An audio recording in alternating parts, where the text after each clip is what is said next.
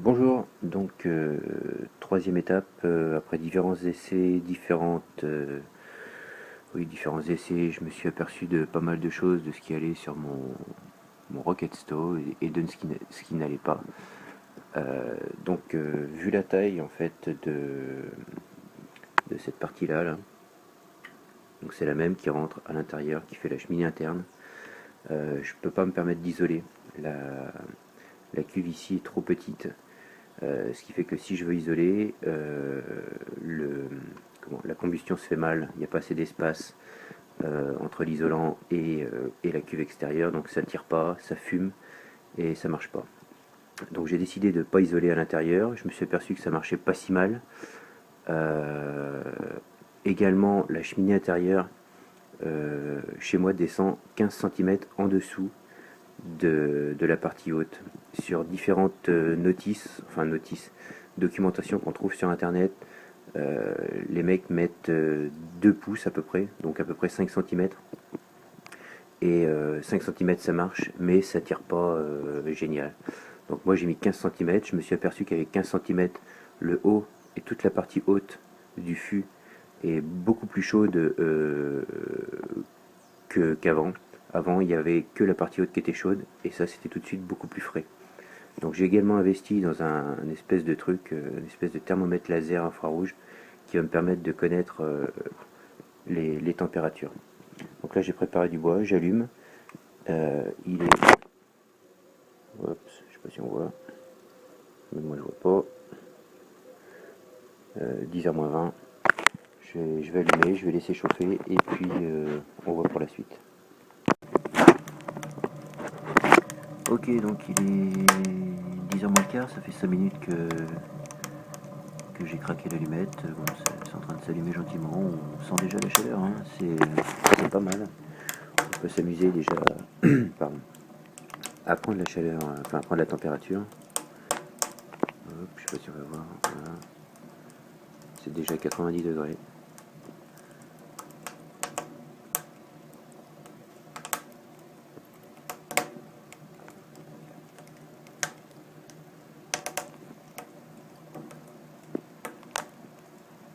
Voilà, ça monte assez vite.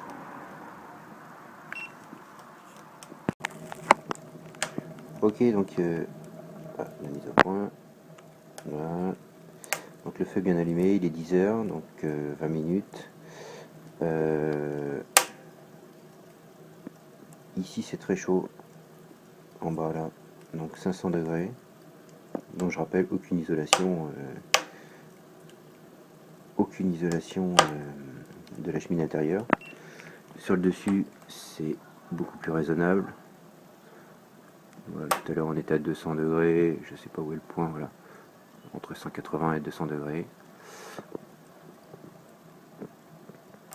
Voilà, toute la partie haute est à peu près à la même température. Plus on descend, donc plus c'est frais normalement.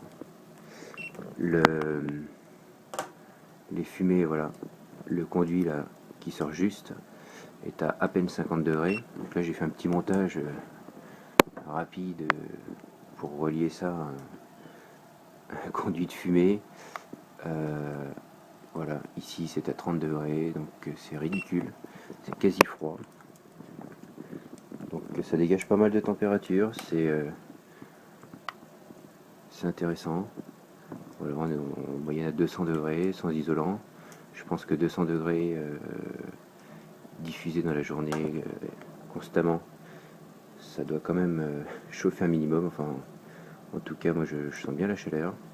Et sachant qu'en bas aussi, donc on a quelque chose qui chauffe très très fort. Je vois pas trop où je suis là. Voilà. Ça monte vite. 450, entre 450 et 500 degrés. C'est pas mal. J'ai rajouté une poignée de granulés. Comme ça à la volée. Ça donne un petit boost quand ils sont pris. C'est pas mal non plus, quoi. Voilà.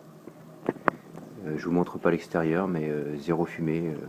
Et là on peut le voir, rien n'est jointé en bas. Il y a des espaces, il n'y a rien qui sort. Là c'est juste mis pareil, les colliers ne sont pas serrés. Donc ça a l'air de fonctionner plutôt pas mal. Avec une bonne étanchéité partout, ça devrait bien le faire.